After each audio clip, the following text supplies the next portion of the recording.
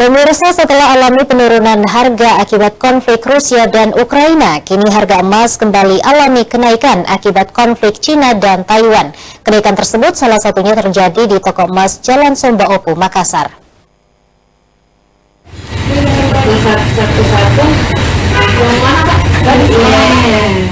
Emas menjadi salah satu barang investasi menjanjikan yang harganya fluktuatif dari hari ke hari.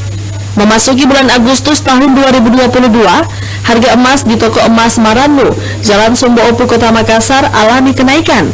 Setelah sebelumnya kerap kali alami penurunan akibat terjadinya konflik Rusia dan Ukraina.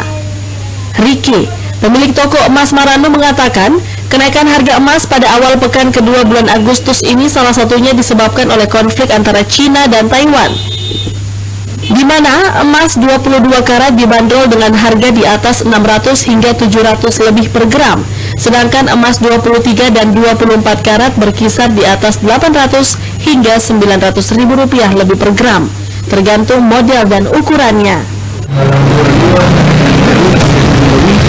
Kalau 23 kena 8.000 sampai 9.000.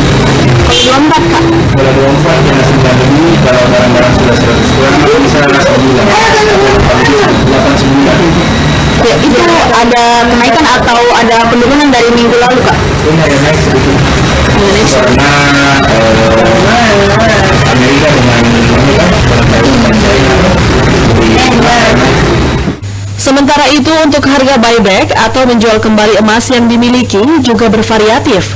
Untuk emas 23 karat dapat dijual dengan harga sekitar di atas Rp600.000 hingga di Rp700.000 lebih per gramnya. Untuk emas 22 karat di atas Rp400.000 hingga Rp500.000 lebih per gram.